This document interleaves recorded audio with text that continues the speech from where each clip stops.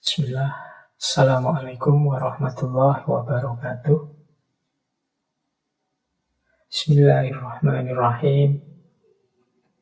Alhamdulillahirabbil alamin.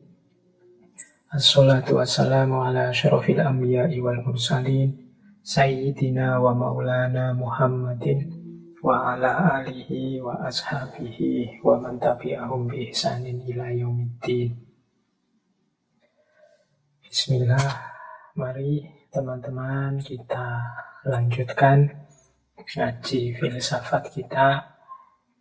Semoga masih tetap sabar, istiqomah, kemudian sungguh-sungguh dalam meniti jalan ilmu.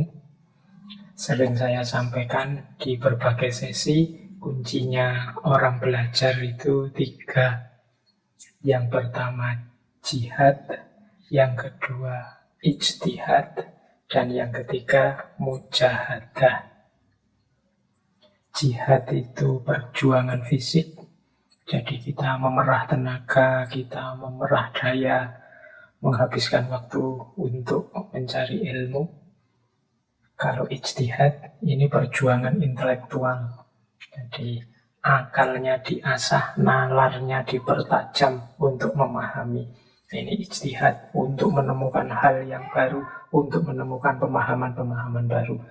Itu namanya ijtihad. Nanti tidak boleh hanya berhenti di jihad dan ijtihad. Kita harus sadar kita ini siapa. Kita ini makhluk yang banyak sekali kelemahan, bahkan kita tidak bisa mengatur hidup kita sampai hal-hal yang paling detail. Segalanya banyak bergantung pada kuasanya Allah. Maka selain jihad dan ijtihad, kita juga perlu mujahadah. Kalau jihad olah fisik, kalau ijtihad olah nalar, olah akal, intelektual, kalau mujahadah ini olah spiritual. Mudahnya ya kita butuh Allah, butuh berdoa, butuh mendekat padanya. Sehingga hal-hal yang kita upayakan seperti ngaji malam hari ini, juga momen-momen hidup, momen belajar yang lain, mendapatkan perkenan dan ridhonya. Baik, yaitu di antara rumus kita dalam belajar. Termasuk sungguh-sungguh dalam berjihad mencari ilmu, ya tetap sabar dan istiqomah. Baik, malam hari ini kita ada di tema pertama sesi bulan ini. Bulan ini saya mengangkat tema tentang teknologi. Saya tidak tahu tema teknologi ini menurut teman-teman menarik atau tidak. Kalau penting atau tidak sih mestinya ya penting. Semua tema penting. Semua yang teman-teman usulkan itu saya sering sekali menerima usulan, Pak, tema ini, tema itu banyak sekali. Insya Allah nanti kalau memang ada kesempatan dan tadi Allah meridhoi, insya Allah tema-tema yang diusulkan itu nanti kita angkat semuanya. Ya mesti ini giliran satu-satu. Kebetulan bulan ini kita angkat tema teknologi. Ada juga beberapa yang ingin tema ini. Ada juga yang ingin tema yang lain. Ada yang minta tema lingkungan. Ada yang minta tema nama filosof tertentu, tokoh tertentu. Yang paling banyak diminta tema-tema yang berbau spiritual, berbau sufistik. Ya tidak apa-apa, semuanya penting. Tidak ada ilmu yang tidak mulia. Tergantung kebijaksanaan kita dalam mencari, mencerna, dan menjalankannya. Baik, tema teknologi kita malam hari ini, saya memperkenalkan seorang tokoh. Namanya Louis Mumford. Beliau ini seorang sosiolog, ahli sejarah, filosof, analis tentang kota, dan banyak lagi genre kalau dilihat dari tulisan-tulisan beliau. Beliau ini kelahiran 1895 dan nanti meninggal tahun 1990. Mungkin gagasan-gagasan beliau atau mungkin nama beliau masih sedikit asing di telinga teman-teman. Tapi yang malam hari ini kita coba berkenalan dengan beliau. Menurut saya ada beberapa gagasan beliau yang menarik tentang teknologi. Sebenarnya dulu di ngaji-ngaji filsafat yang lama kita sempat juga membahas teknologi. Misalnya saat kita ada di filosof modern, yaitu Herbert Marcuse yang punya teori one-dimensional man. Dulu pernah kita bahas ini, maka bulan ini tidak kita ulang lagi. Kita cari tokoh-tokoh yang lain yang juga membahas tentang teknologi. Ya, tema teknologi ini kan bagi saya juga tema yang eksistensial.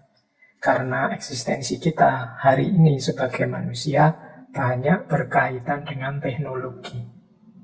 Bahkan hidup kita sehari-hari itu tidak bisa sama sekali lepas dari teknologi. Dalam bentuk apapun. Baik yang sederhana maupun yang rumit, yang canggih. Nah, itulah mengapa bulan ini kita angkat tema teknologi. Tokoh pertamanya Louis Mumford. Louis Mumford ini disebut orang sebagai the last of the great humanists. Jadi humanis besar yang terakhir. Mungkin ini untuk membesarkan, menunjukkan betapa besarnya sumbangan pikiran-pikiran beliau di ranah humanisme tentang kemanusiaan. Mungkin setelah beliau ya masih banyak tokoh-tokoh humanis yang lain, tapi beliau yang the last of the great, tokoh besar yang terakhir. Setelah itu mungkin tokoh-tokoh kecil. Baik, Louis Mumford ini punya banyak karya, juga macam-macam teori dan istilah-istilah. Di antaranya tentang teknologi. Kita ini kan bisanya hari ini banyak hanya menikmati teknologi. Levelnya hanya konsumen. Jangankan memproduksi, sekedar merenung, berpikir tentang sejauh mana penting tidak pentingnya teknologi, manfaat tidak manfaatnya teknologi yang ada di sekeliling saya, itu pun mungkin juga jarang kita lakukan. Maka malam hari ini kita pinjam tokoh-tokoh yang membahas tentang teknologi, siapa tahu relevan untuk kehidupan kita. Baik, saya mulai saja pembahasan kita tentang Louis Mumford ini. Beliau ini orang pintar, meskipun hidupnya juga naik turun. Masih saat beliau muda, saat beliau di kampus itu beliau kena TBC, sehingga tidak melanjutkan kuliahnya. Setelah itu beliau ikut Perang Dunia Pertama sebagai teknisi radio. Setelah itu beliau lebih sebagai jurnalis dan nanti belakangan sebagai penulis. Isu-isu yang dibahas banyak. Karya-karya awal beliau banyak membahas tentang kehidupan masyarakat kota. Beliau ini orang kelahiran New York. Dan ada satu quote yang terkenal sekali dari beliau tentang New York ini. Jadi katanya Louis Mumford, New York is the perfect model of a city, not the model of a perfect city. Jadi katanya Mumford, New York itu contoh terbaik dari satu kota, tapi bukan contoh kota yang terbaik. Itu boleh kita ganti kota mana saja sesuai situasi kita. Yang Jakarta boleh bilang Jakarta itu adalah contoh terbaik dari ibu kota. Tetapi Jakarta bukan ibu kota terbaik. Nah itu kalimat ini niru Louis Mumford berarti. Jadi maksudnya apa ya? Manusia itu membangun peradabannya khususnya di kota. Itu banyak sekali bolong-bolong kemanusiaannya. Banyak sekali kekurangan-kekurangan kerusakannya. Nah, contoh paling mudah itu ya New York, kota kelahiran beliau sendiri. Jadi New York adalah contoh terbaik untuk menjelaskan kota. Tapi New York bukan kota yang terbaik, bukan contoh kota yang terbaik. Ya ini substitusinya bisa macam-macam. Dosenku itu adalah contoh terbaik dari seorang dosen. Tapi beliau bukan dosen yang terbaik. Nah, karena ideal dosen yang terbaik itu yang masih jauh lebih tinggi dari itu. Tapi kalau ingin menjelaskan seperti apa sih dosen hari ini itu, nah seperti dosenku itu. Maka dosenku adalah contoh terbaik dari seorang dosen, tapi beliau bukan contoh dosen yang terbaik. Jadi kalimat ini butuh logika untuk menjelaskannya. Beliau adalah contoh terbaik dari pejabat di Indonesia, tapi beliau bukan contoh pejabat yang terbaik. Bisa membuat kalimat seperti ini itu kalau tidak filosof susah ya. Maka Louis Mumford ini ya memang filosof. Beliau selain sosiolog yang punya perhatian pada masyarakat kota. Kalau filsafat beliau banyak membahas tentang teknologi. Nah, Mumford ini kalau teman-teman membaca tulisan-tulisan beliau, ada beda antara tulisan-tulisan masa-masa awal beliau berkarir di dunia kepenulisan dengan masa-masa akhir. Jadi di masa-masa awal itu nada-nada tulisan beliau ini banyak sifatnya optimis. Jadi manusia itu pinter, manusia itu dengan kemampuannya akan mampu menaklukkan dunia. Tapi kemudian belakangan beliau mulai agak pesimis. Ternyata manusia itu banyak punya ciri tidak tahu diri, tidak bisa ngukur kemampuannya. Tidak ngerti batasnya, tidak paham kapan dia harus berhenti, kapan dia harus ngerem dulu. Tidak kok terus mau maju terus. Nah, itu di tulisan-tulisan yang belakangan ada nada seperti itu. Baik, kalau gitu langsung saja bismillah kita mulai menjelajahi gagasan-gagasan sang humanis besar yang terakhir ini. Ini yo urutan ide yang saya sampaikan di sini ini saya sendiri yang nyusun. Kalau materinya ya diambil dari berbagai buku yang beliau tulis. Kalau teman-teman tertarik, sebagian besar bukunya sudah ada PDF-nya. Ya masih dalam bahasa Inggris. Syukur-syukur yang malam hari ini ikut ngaji ada yang pintar bahasa Inggris. Buku-buku rujukan yang banyak kita bahas, yang belum ada terjemahannya, bolehlah diterjemah. Selain sebagai karya juga untuk biar kita ini rujukannya banyak. Biar yang kemampuan bahasa Inggrisnya tidak tinggi, bisa juga menjelajahi referensi-referensi yang bagus. Jangan lupa dulu, peradaban Islam itu sebelum memuncak kejayaannya diawali dari upaya penerjemahan-penerjemahan. Saya tidak tahu hari ini tidak terlalu agresif. Buku-buku penerjemahan itu zaman saya tahun-tahun 90-an sampai 2000-an itu masih saya lihat banyak buku-buku baru terjemahan. Ya mestinya banyak faktor ya yang membuat hari ini tidak terlalu ramai lagi. Mungkin izinnya atau mungkin apanya. Tapi menurut saya penting juga kita mulai lagi bergerak. Ya memang lebih bagus kita berkarya sendiri, nulis sendiri, buku-buku ilmiah. Tapi kan jangan-jangan yang kita lakukan itu tidak lebih bagus dari yang sudah ditulis oleh yang lain sebelumnya. Sehingga nanti jadinya kerja dua kali. Jadi yang enak itu kan, orang neliti menemukan ini, saya lanjutkan, saya kembangkan, dan seterusnya. Nah, karena kendalanya kendala bahasa, ya yang pinter-pinter bahasa Inggris bisa turun gunung untuk menulis, menerjemahkan. Ya memang penerjemah itu namanya tidak seterkenal penulis, tapi jangan lupa kontribusi keilmuannya, pahalanya menurut saya tidak kurang daripada penulis itu sendiri. Bahkan mungkin lebih tawaduk karena namanya kadang penerjemah itu tidak ditulis. Kecil saja di halaman yang tersembunyi di balik cover biasanya. Tapi peran penerjemah menurut saya penting. Ya seperti saya bilang tadi, dunia Islam awal menjelang era keemasan itu diwarnai dengan penerjemahan demi penerjemahan. Baik, kita mulai. Louis Mumford tentang teknologi. Saya awali dari pandangannya Mumford dalam buku Condition of Man yang ditulis tahun 1944. Jadi apa sih manusia itu? Kalau menurut Mumford. Nah, dalam narasinya Mumford, beliau lebih melihat manusia itu adalah organic humanism. Jadi dia sosok yang sifatnya organik, yang manusiawi. Jadi lihat aspek organismenya dan lihat aspek kemanusiaannya. Jadi manusia itu punya batas-batas sebagai makhluk fisik. Manusia punya kemampuan, tapi juga punya keterbatasan. Manusia maka harus sangat memahami sifat dirinya, biar tidak overestimate atau underestimate.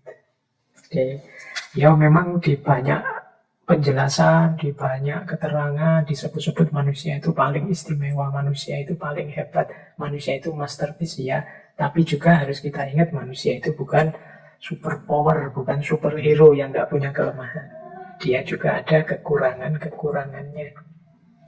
Maka sebelum kita turun, sebelum kita terjun dalam kancah hidup di muka bumi ini, idealnya kita harusnya sudah kenal siapa diri kita, apa kelebihan kita, di mana kekurangan kita.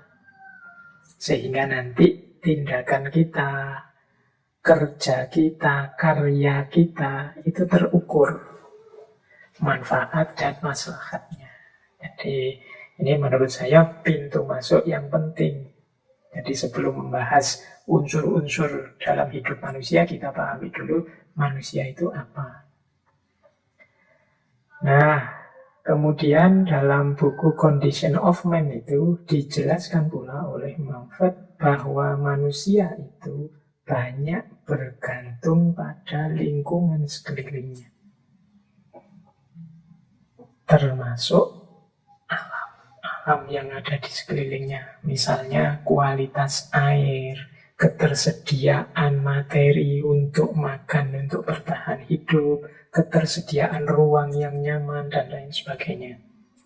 Jadi manusia tidak mungkin hidup tanpa berhubungan dengan lingkungan alam di sekelilingnya. Ini juga sebenarnya menunjukkan, itu loh antara lain, menunjukkan bahwa manusia itu tidak sekuat itu, tidak sejago itu. Manusia butuh air, ya kalau air sedunia tercemari, kita susah nyari air bersih, ya tidak akan lama lagi keberadaan manusia di muka bumi. Kalau yang bisa dikonsumsi, bisa dimakan manusia habis, ya peradaban kita tidak akan lama lagi. Kalau ruang sudah tidak bisa lagi ditempati manusia, sudah tidak nyaman lagi untuk hidupnya manusia, ya kemungkinan peradaban juga selesai. Jadi ternyata manusia juga punya keterbatasan dan kebutuhan terhadap lingkungan alam di sekelilingnya. Itu ciri kedua manusia. Jadi yang pertama manusia sebagai organic humanism, yang kedua manusia sebagai makhluk yang banyak bergantung pada hal lain di luar dirinya. Nah, yang ketiga, ini Mumford membahas tentang akalnya manusia. Ada satu ciri yang khas manusia, yaitu akalnya. Itu kalau nanti dilanjutkan dalam penjelasannya Mumford, dengan akalnya itu manusia bisa mencari ide, menemukan gagasan, juga menggunakan bahasa dan simbol untuk bertukar ide, bertukar gagasan. Tidak ada yang seperti ini makhluk selain manusia. Bertukar gagasan itu kan yang bisa hanya manusia. Ya kalau makhluk yang lain, apalah misalnya kita kadang-kadang anggap lupa itu loh, ada monyet itu lupa bisa dilatih, bisa diberitahu seolah-olah cerdas, dia bisa ngitung. Ya anggap saja dia punya kapasitas tertentu untuk memahami, tapi pasti dia tidak bisa bertukar ide, bertukar informasi. Mungkin habis diberitahu pelatihnya, terus dia memberitahu temannya. Itu di dunia hewan tidak ada, yang ada di dunianya manusia. Ya kalau hewan habis dilatih ilmunya untuk dirinya, dia tidak punya kemampuan untuk berbagi. Kalau manusia dia punya bahasa, punya simbol-simbol untuk menyampaikan pengetahuannya. Jadi makanya teman-teman semoga yang pinter-pinter tidak degradasi jadi hewan ya. Kalau hewan itu tidak mau berbagi pengetahuannya, ya karena memang tidak mampu dia. Kalau manusia kan mampu. Maka jangan pelit ilmu, biar masih manusia. Nah, yang dibahas oleh Manfred itu apa sih? Akalnya manusia itu loh. Sifatnya tidak cuma aktif, tapi hiperaktif. Akal kita itu tidak ada capeknya. Jadi aktif, terus kerja, terus bunyi terus. Kalau tidak percaya teman-teman boleh sekali-sekali merenung. Akalku hari ini kerja apa saja. Sejak bangun tidur sampai mau tidur lagi. Akal kita itu beraktivitas. Disengaja atau tidak disengaja. Makanya istilahnya Manfred, akal kita itu hiperaktif.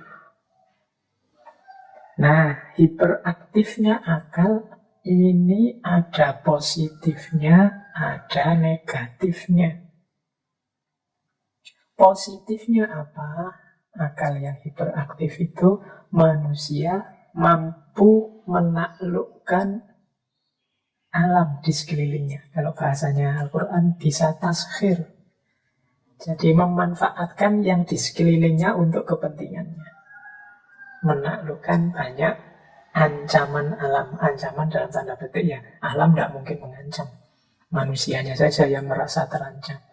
Tapi manusia yang mampu mendayagunakan akal budinya sehingga memahami mekanisme alam, dia bisa menaklukkan alam.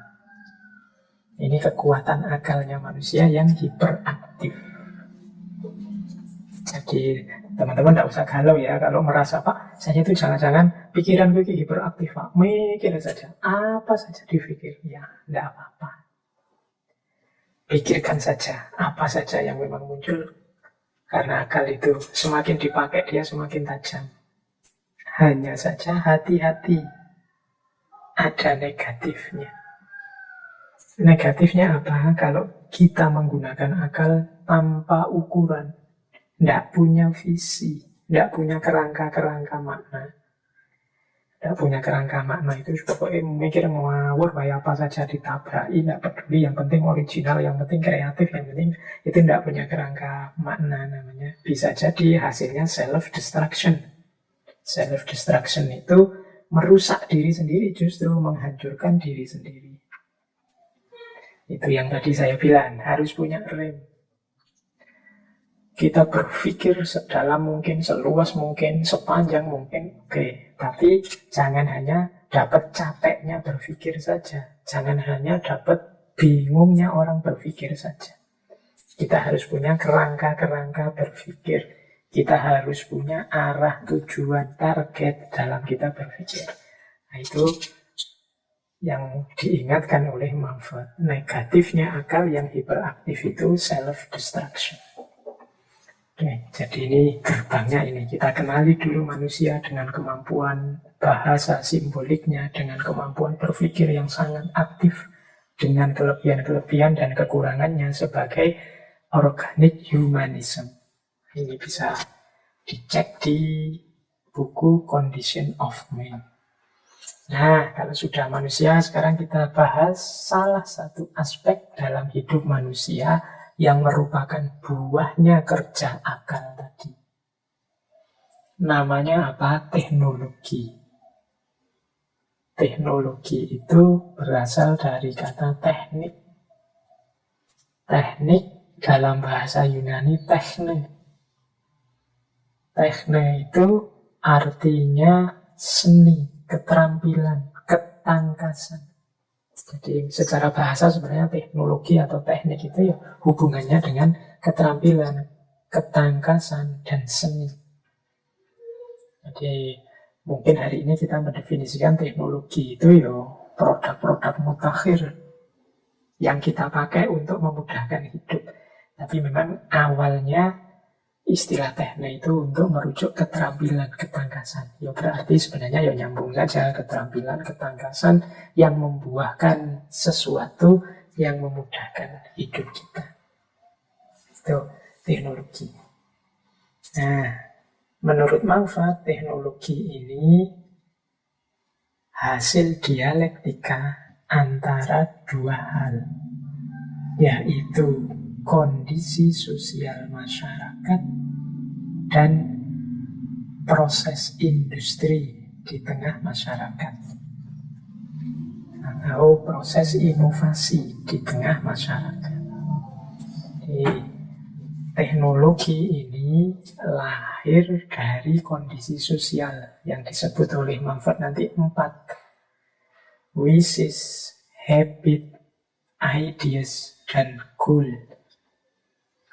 Wishes itu harapan, habit itu kebiasaan, ideas itu gagasan, dan goals itu tujuan. Jadi manusia itu secara sosial dia kan punya harapan-harapan.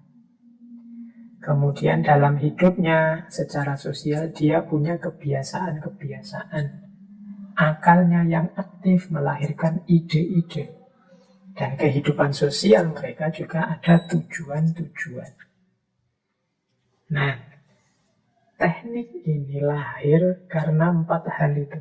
Yang diinginkan, yang sudah biasa dilakukan, kemudian ide-ide baru yang muncul, serta tujuan yang diinginkan. Yo, mudahnya misalnya laptop. Laptop ini kan lahir memenuhi harapan tertentu. Ingin saya itu bisa ngetik, bisa nulis, bisa membaca lebih mudah. Nggak kayak zaman dulu ngetik pakai mesin ketik lama, kemudian pakai kertas. Kalau ingin tulisannya rapi, dadak dibikin diluruskan dulu, dikasih garis dulu, dikasih rawat lama. Saya ingin yang mudah, yang nyaman dipakai. Itu wishes. Dan berhubungan dengan habit. Kalau tidak punya habit akademik, tidak punya tradisi yang senang belajar, tidak mungkin dia punya harapan-harapan yang berhubungan dengan nulis tadi. Maka lahirnya laptop ini kan melayani masyarakat yang sudah punya habit nulis, membaca, kebutuhan akan mesin ketik yang modern, profesional, yang mudah dipakai, dan lain sebagainya. Itu jadi berhubungan dengan habitnya masyarakat. Kalau masyarakat desa misalnya, ya mungkin lebih mereka mengharapkan ada, misalnya masyarakatnya petani, ada mesin untuk menanam padi, untuk menyiangi padi, bahkan sampai mesin untuk panen padi yang tanpa harus manusia turun. Nah, itu wishes, menyesuaikan dengan habitnya. Jadi harapan yang pastinya sesuai dengan habitnya setiap orang di masyarakat itu, yang dari situ muncul ide-ide. Jadi, oh enaknya bikin traktor, oh enaknya bikin komputer, bikin laptop, oh enaknya itu ide-ide gagasan. Yang pasti berhubungan dengan goals, tujuan. Nulisnya lebih efektif, bertaninya lebih nyaman, dan lain sebagainya. Jadi teknologi itu lahir berhubungan dengan wishes, habit, ideas, goal.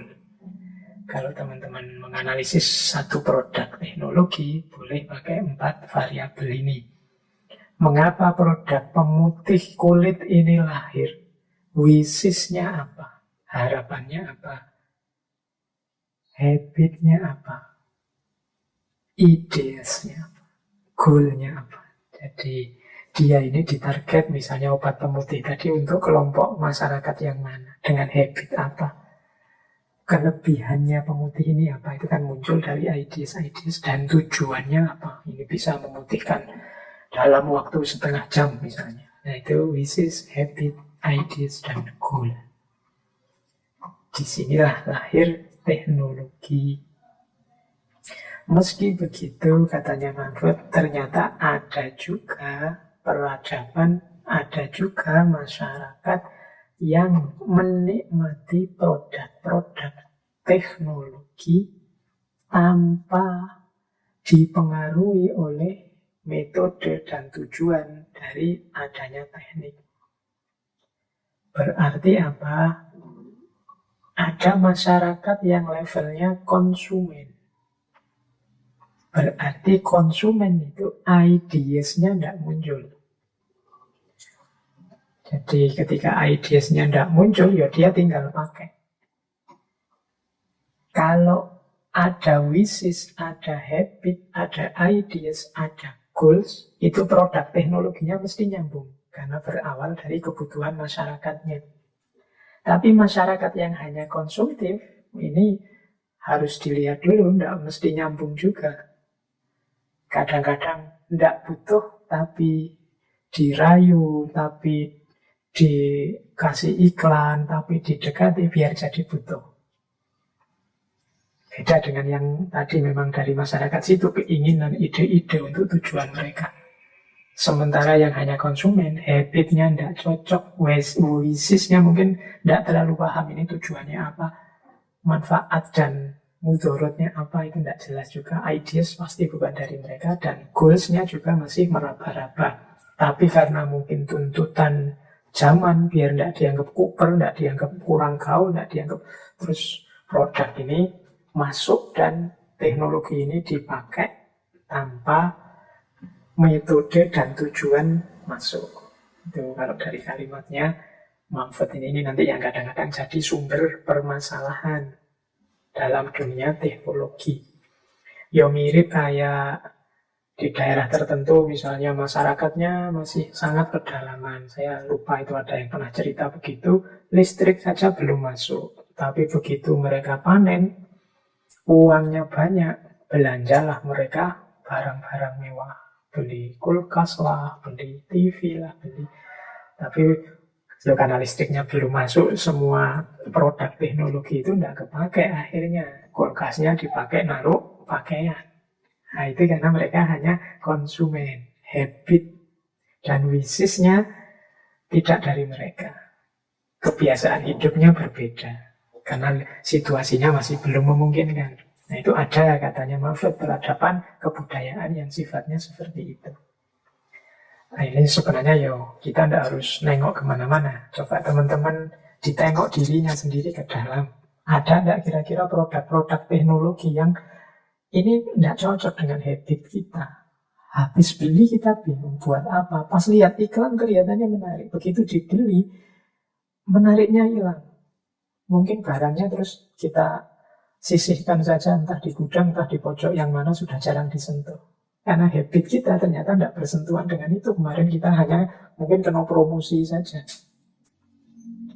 Nah ini diantara nanti problem teknologi yang dikritik oleh Mumford. Jadi ada other civilization reach a high degree of technical proficiency without apparently being profoundly influenced by the method and aims of technique. Baik, kita lanjutkan itu ya tentang teknologi.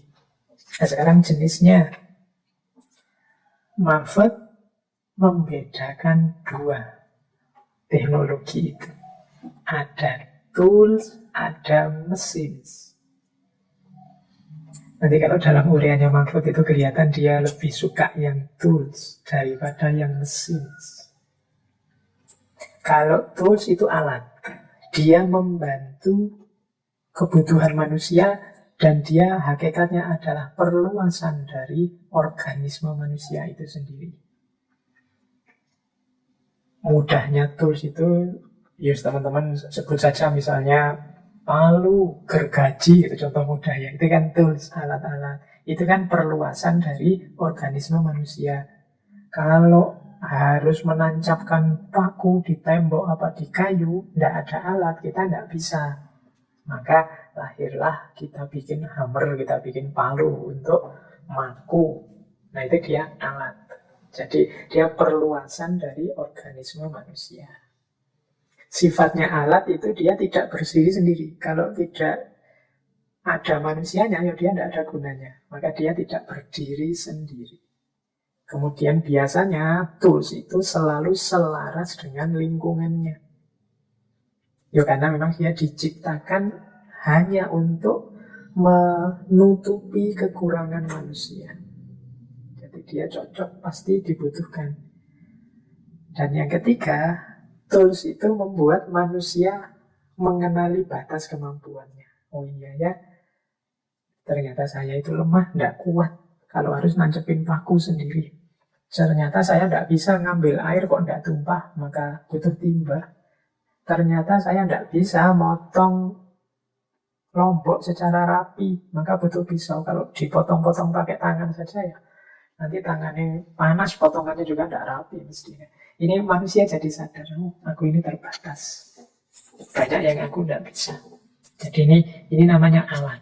Jadi tool. Ya mungkin ada nanti yang lebih canggih daripada yang saya contohkan. Misalnya apalah setrika, itu kan alat perpanjangan kita yang dia tidak bisa jalan sendiri, harus butuh kita dia. Dan pasti sesuai dengan kebutuhan, selaras dengan lingkungan, membuat kita sadar bahwa kita ini terbatas. Nah, ini tools. Beda dengan mesin. Kalau mesin, dia bergerak sendiri, semi otomatis. Jadi cirinya mesin itu yang pertama berjalan sendiri, yang kedua dia berasal dari luar lingkungan untuk menaklukkan lingkungan, dan yang ketiga menciptakan ilusi kekuatan dan kekuasaan. Kalau ini analisisnya Mumford ya. Kalau mesin itu ya sudah ditinggal saja dia jalan sendiri. Ya contohnya yang dia contohkan kan misalnya mesin cuci itu kan kita masukin air, masukin sabun, masukin baju, ditinggal kemana-mana nyuci sendiri. Sekarang bahkan ada sapu yang ditinggal dia jalan sendiri. Jadi dia tidak butuh manusia yang ngawal dia. Dan sekarang ada itu kan sapu yang sapunya dipegang dia jalan sendiri. Bahkan alat untuk nyiram di taman itu sekarang sudah ada. Semuanya berjalan sendiri, tidak butuh manusia. Itu namanya mesin. Jadi unsur eksternal yang kita masukkan ke dalam lingkungan kita yang nantinya dia menaklukkan kita. Jadi semula kalau dia alat itu dia harus patuh pada kita. Tapi ketika dia sudah mesin, kita yang menyesuaikan dengan mesinnya. Ya kalau misalnya mesin cuci misalnya itu kan akhirnya kan kita yang mengikuti ritmenya mesin cuci. Jadi kapan buang air, kapan ritmenya mesin cuci kita ikuti. Tapi kalau kita nyucinya manual, kita nyuci sendiri itu kan ritmenya dari kita. Suka-suka kita saja. Sama kayak sapu tadi kan kita akhirnya ya harus belajar ritmenya sapu yang mesin tadi. Kita tidak berani ninggal lama-lama, kita tidak berani misalnya menggunakan listrik secara sembarangan dan lain sebagainya. Itu kita banyak diatur akhirnya, itu mesin. Jadi itulah bedanya tools sama mesin. Kalau mesin, dia di antara efeknya adalah menciptakan ilusi kekuatan dan kekuasaan. Ilusi kekuatan dan kekuasaan itu yang orang merasa bahwa ini loh ciptaannya manusia. Berarti manusia itu dahsyat, manusia itu luar biasa. Nantinya dia tidak sadar, seperti saya bilang tadi, akhirnya kita yang disetir oleh mesin. Kita yang menyesuaikan ritme hidup kita dengan mesin.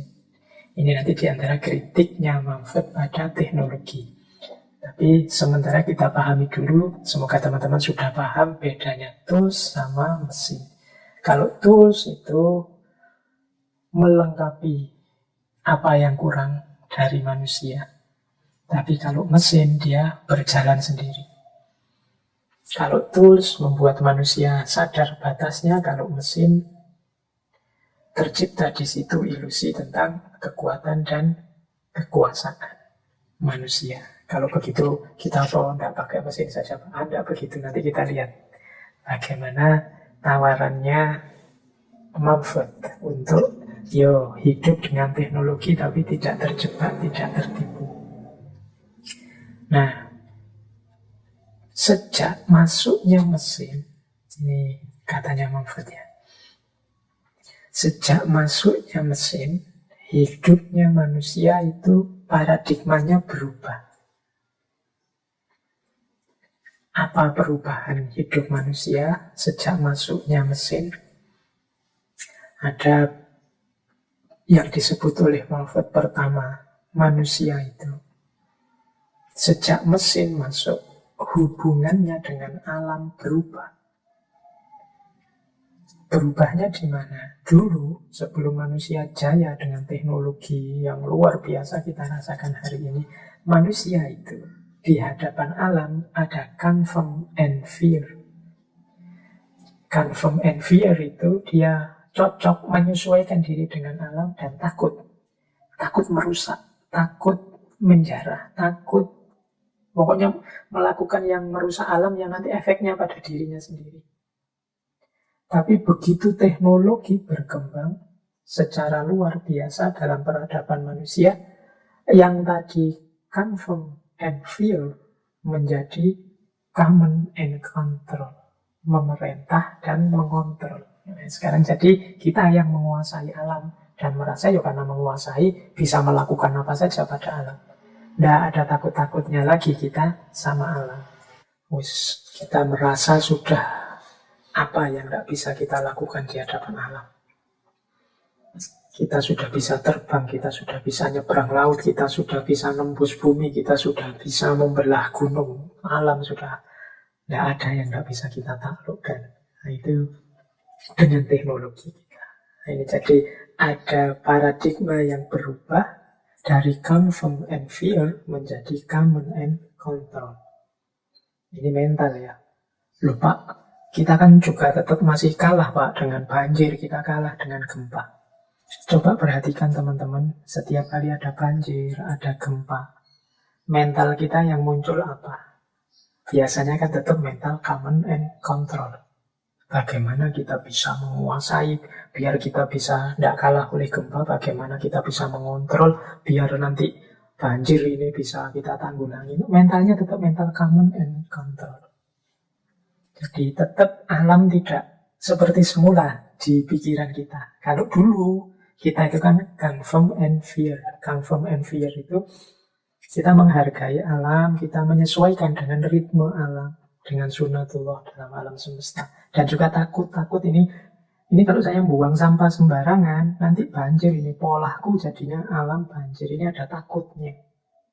Tapi hari ini banyak orang memang mentalnya command and control. Gimana aku kuasai, gimana aku kontrol. Bahkan gimana caranya aku tetap buang sampah ditumpuk di situ banyak tapi tidak mengakibatkan banjir. Gimana caranya tetap aku dapat kayu banyak tak tebangi sak kapoke, tapi aliran airnya ditata biar tidak jadi banjir. Semangat kita selalu semangat itu. Ini yang oleh Mahfud disebut kita dari confirm and fear menjadi command and control. Ya mungkin kita sekali-sekali kalah dalam tanda petik di hadapan alam. Tapi mental kita sudah mental command and control. Kita harus tetap lebih unggul di tengah alam semesta. Kita harus tetap yang nomor satu, yang paling kuat. Itu yang tadi disebut ilusi kekuatan dan kekuasaan di hadapan alam. Nah ini ya penting untuk bahan refleksi kita. Saya masih ingat dulu waktu kita belajar tentang sekularisme itu kan cirinya orang sekuler itu disakralisasi. Jadi semula orang itu mensakralkan pengetahuan, mensakralkan alam. Mensakralkan itu jangan diartikan menyembah itu ya. Jadi menghargai. Jadi menganggap dia tidak boleh dijarah semena-mena. Nah itu. Tapi ketika masyarakat modern datang dengan peradaban saintifik teknologinya, yang sakral-sakral ini terus disisihkan semua atau diganti isinya semua. Yang semula dihargai itu kan berarti diposisikan mulia. Tapi ketika tidak dihargai, ya didegradasi, dianggap lebih rendah dari kita. Itu yang membuat kadang-kadang ini blunder. Makanya tadi ada istilah self-destruction. Kita ini sedang menghancurkan diri sendiri. Nah, itu yang pertama. Ya monggo kalau ada waktu ya kita refleksi. Opoyosi kita ini sudah ada di level command and control. Kalau bahasa agama kita ini orang-orang yang sombong, angkuh di hadapan alam. Merasa yang paling kuat, paling kuasa, paling bisa, paling mampu. Baik, yang kedua, ada efeknya lagi sejak masuknya mesin, sejak jayanya teknologi, yaitu disappearance of limits. Jadi lenyapnya batas-batas. Jadi ya tadi ini penjelasannya, urusan sakral-sakral tadi orang sudah tidak merasa punya batas di hadapan alam. Jadi semua asal mau dan mampu jalan terus saja. Nah, itu disappearance of limit. Orang tidak ngerti batasnya. Tidak paham kapan dia harus maju, kapan dia mundur. Tidak bisa mengkalkulasi, ini kalau maju efeknya untuk manusia dan kemanusiaan apa. Kalau aku tidak berhenti-berhenti, ini lebih banyak untungnya apa lebih banyak ruginya. Kita tidak punya lagi perspektif dan wawasan yang tegas tentang batas. Itu yang disebut disappearance of limit. Lenyapnya batas. Oke, ini sudah dijelaskan tadi di bagian-bagian awal bagaimana kita harus ngerti kapan ngegas, kapan ngerem. Dan yang ketiga, perubahan manusia karena teknologi adalah loss of proportionality. Jadi kehilangan kebijaksanaan untuk menangkap proporsi. Proporsi itu ngerti kapasitasnya dan dipenuhi sesuai kapasitasnya. Itu proporsi. Kalau saya butuh 3, ya saya ngambil 3 saja, jangan 4, 5, 6. Itu ngerti proporsi namanya. Jadi kalau saya inginnya 2, ya saya ngambil 2 saja. Love of proportionality. Tidak mentang-mentang bisa, tidak mentang-mentang mampu, terus digenjot saja sak kapoke. Tidak mentang-mentang makan gratis, misalnya kayak teman-teman mahasiswa ini yang mentang-mentang misalnya makan gratis, diundang jagung, diundang nikahan temennya apa siapa gitu, begitu ada makan gratis sudah loss of proportionality, tidak ngukur kapasitasnya. Biasanya makan sak piring bisa 3-4 piring, ada 6-7 gubuk ya dimasuki semua, dibolan-baleni, itu loss of proportionality. Kadang-kadang sikap kita terhadap alam itu begitu, seperti orang yang ketika dibebaskan untuk mengambil, kita ngambil tanpa hitungan. Ya mungkin seperti kalau pas kita ada kondangan manten itu ya, pulangnya kita sakit perut. Tuan rumahnya sama sekali tidak rugi, dia memang sudah menyediakan sejumlah undangan yang dikira-kira berapapun mereka ngambil cukup. Jadi yang rugi kita, karena kita tidak ngukur kapasitas kemampuan perut kita. Nah, di hadapan alam itu jangan-jangan seperti itu. Alam ini sangat kaya, karena dia memberikan apa saja yang kita inginkan. Hanya kita yang loss of proportionality. Tidak ngukur. Mentang-mentang bisa bikin mobil sebanyak-banyaknya. Dan mentang-mentang punya uang, beli mobil sebanyak-banyaknya. Wah, akhirnya efeknya tidak karu-karuan. Jadi mulai polusi lah, kita kehabisan ruang lah, macam-macam. Itu loss of proportionality. Kita kehilangan proporsi. Mentang-mentang bisa bikin obat ini, obat itu, terus kita sembrono dalam hidup, terus yang penting ada obatnya. Loss of proportionality. Jadi apalagi urusan penyakit ya, hari ini kan banyak penyakit macam-macam itu, ternyata sumber utamanya loss of proportionality. Mentang-mentang senang daging, punya uang untuk beli daging, akhirnya makannya daging terus. Tensinya naik, kolesterolnya naik, asam uratnya naik. Sehingga setelah itu sama sekali tidak bisa dan tidak boleh makan daging. Kenapa? Kemarin lupa ngerem. Loss of proportionality. Nah, peradaban kita itu dalam banyak hal juga lupa ngerem. Jadi tidak ngerti kapan berhenti. Inilah yang bahasanya Moffat, transformasi manusia sejak masuknya mesin. Ini mental kita berubah. Nah, sekarang cara berpikir kita juga berubah. Jadi kalau ini bisa teman-teman nanti belajar tentang filsafat ilmu, tentang nalar, tentang epistemologi. Orang modern dengan sains dan teknologinya itu juga epistemnya, cara berpikirnya berubah. Kalau di Moffat saya catat ada istilah misalnya factualism, kemudian practicality, kemudian logic of materials and forces, kemudian more objective personality. Oke, Yang pertama, faktualisme. Faktualisme itu ya karena sains, teknologi, dengan mesinnya itu kan sesuatu yang terukur, sesuatu yang nyata, bisa dilihat, bahkan bisa dinikmati secara fisik. Ini membawa pada nilai nalar, nilai berpikir yang baru, yaitu faktualisme. Ini juga tidak salah sebenarnya, cuma kalau terjebak di situ terus, ya nanti hanya percaya pada yang faktual-faktual saja. Yang tidak faktual tidak diterima. Faktual itu berarti ada faktanya saja. Yang tidak ada faktanya dianggap pasti salah. Nah, itu faktualisme itu mirip kayak teman-teman, ala cuma tulisan, fotonya mana, videonya mana, tidak ada foto, tidak ada video, berarti hoax. Ini itu antara lain gaya faktualisme, hanya menerima yang faktual-faktual. Yang kedua, practicality. Practicality itu hanya menerima yang bisa dioperasikan, yang praktikal. Saya tidak tahu bahasa Indonesia ini praktikal itu apa. Kalau praktis kan beda maksudnya. Kalau praktis itu kan nyari simpelnya saja, tidak mau rumit. Ya, praktikal itu sesuatu yang bisa dijalankan. Jadi contohnya kalau teman-teman ngeritik temanmu, ala cuma teori, ala cuma omong saja, itu berarti kan tidak praktikal. Yang dicari dengan peradaban teknologi itu yang praktikal, yang ada bukti nyatanya, jangan cuma teori. Kalau cuma teori kan hanya ngomongan saja. Ayo, mana penerapannya? Itu namanya practicality. Jadi berkembangnya peradaban manusia dengan teknologinya membuahkan cara berpikir, cara bernalar dengan nilai-nilai faktualisme, nilai-nilai practicality. Yang ketiga, ada logic of materials and forces.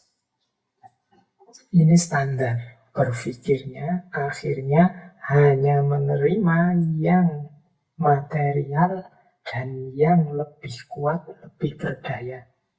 Jadi logic of material and forces. Jadi diukur secara kenyataannya, materialnya, dan mana yang lebih kuat, lebih berdaya. Ya mudahnya misalnya, mengapa HP jadul yang Nokia lama itu sekarang tidak laku? Yang laku Android smartphone terbaru, karena secara forces, secara daya, kekuatan, ya dia kalah dengan yang smartphone yang belakangan. Jadi logikanya memang seperti itu, logic of material and force. Secara materi lebih menang yang smartphone belakangan ini. Daya kekuatannya juga begitu. Itu contoh mudah urusan HP. Dalam banyak hal juga semuanya pakai logic of material and forces. Mana yang lebih, mana yang lebih. Jadi ya kalau urusanmu sama lawan jenismu pacaran, itu logic of material and forces, itu ya nyari yang lebih cantik, nyari yang lebih kaya, nyari yang lebih ampuh, ya selalu begitu yang dicari. Nah ini gaya progresif modern, nilai-nilai berpikirnya begitu. Dan akhirnya apa? The more objective personality.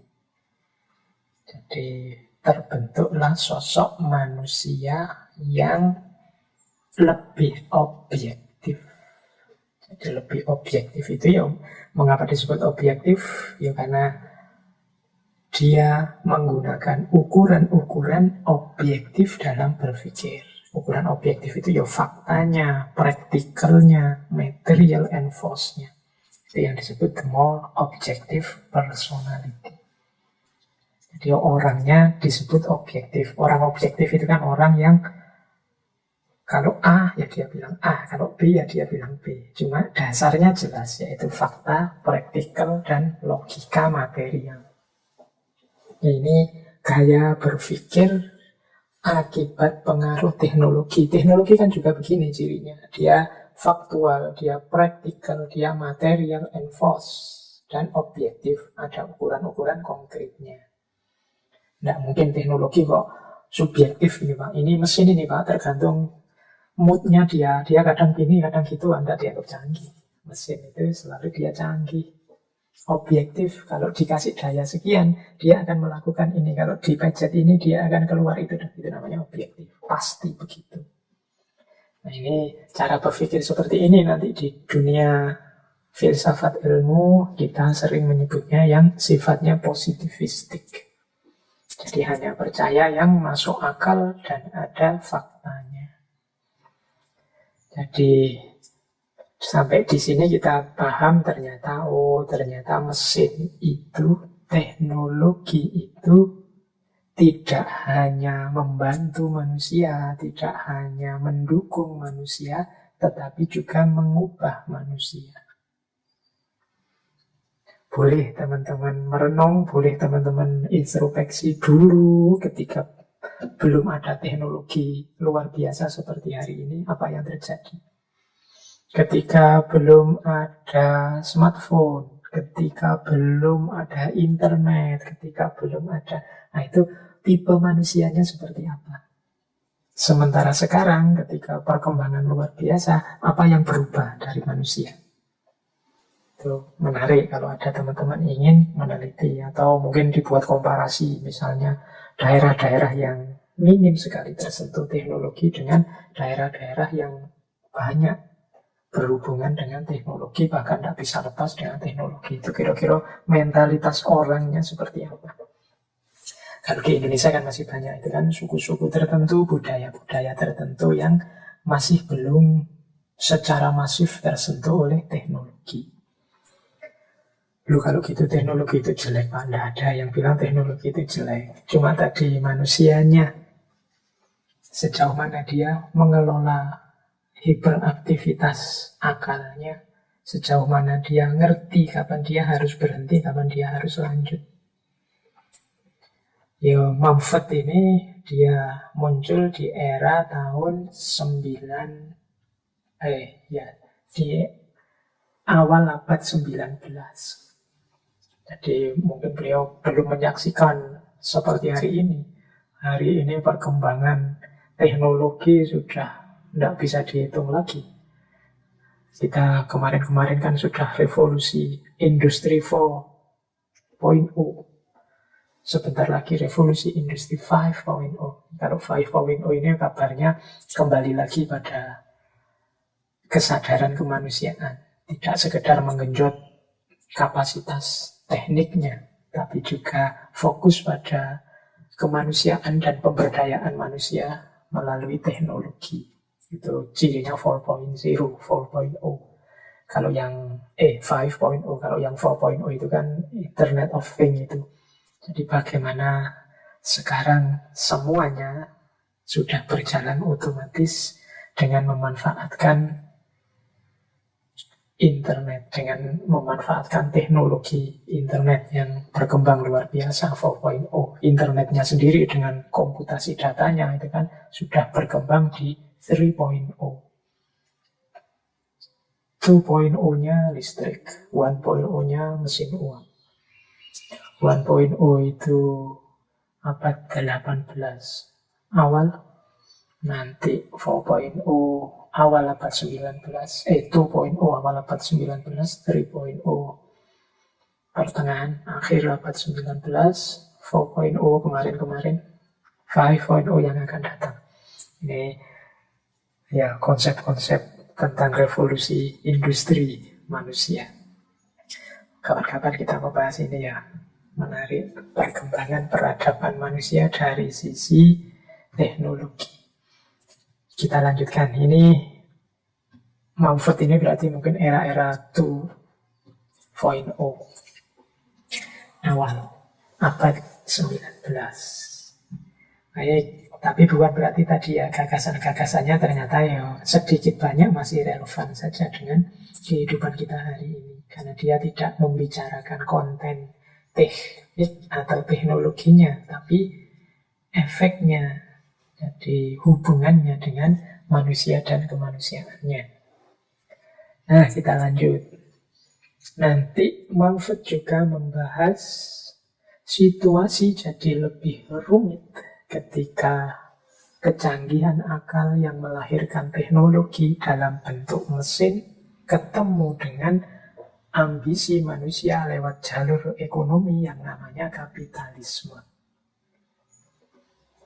Jadi dunia teknologi itu kan variabelnya 3. Yang pertama kapasitas manusia, yang kedua kebutuhan manusia, dan yang ketiga teknik. Nah, kapasitas manusia, ketika manusianya tidak bisa ngerem, tidak paham kapasitasnya sendiri, yang terjadi adalah manusia teralienasi, dehumanisasi. Jadi manusia itu asing dengan dirinya, karena dia tidak paham dirinya. Pokoknya dia merasa, wah ini bisa saya kembangkan sampai ke sini, ya dikembangkan saja. Tanpa mengukur tadi visi-visi, kapan dia harus berhenti, kapan dia harus jalan. Jadi ada alienasi, ada dehumanisasi. Kebutuhan manusia juga begitu. Ya manusia itu wajar, natural, alami, dia butuh ini, butuh itu. Tapi muncul kapitalisme dengan logika untung dan tidak untung. Maka kebutuhan manusia ini terus jadi komoditas, jadi manipulasi di ranah ekonomi. Seolah-olah kita butuh, padahal kita tidak butuh. Dari mana kok kita merasa butuh? Dari propaganda, dari promosi, dari iklan yang muncul dengan logika kapitalisme. Nah kok kita mau saja, ya mau saja, wong kita tidak sadar tentang siapa kita. Kita sedang teralienasi, terasing, dehumanisasi. Jadi akhirnya kita tidak bisa memahami kita butuh atau tidak, kita perlu atau tidak. Yang lain begitu ya begitu. Katanya ini canggih sih, ya berarti aku harus memiliki itu. Katanya anak gaul itu harus punya ini, ya berarti aku harus punya ini. Kita tidak bisa melakukan kendali atas diri kita sendiri karena dicegati, diganjel, dirayu terus oleh kapitalisme. Jadi dan berhubungan akhirnya dengan produknya, yaitu mesin. Mesin ini semakin memudahkan para pemilik modal memproduksi. Juga dia sendiri nanti sebagai yang diproduksi. Jadi ini nanti yang membuat kadang-kadang dunia teknologi itu berkembang pesatnya luar biasa, tapi tidak ada kendalinya. Apa gunanya ini, apa gunanya itu, tidak penting. Ketika kapitalis masuk, yang penting untung.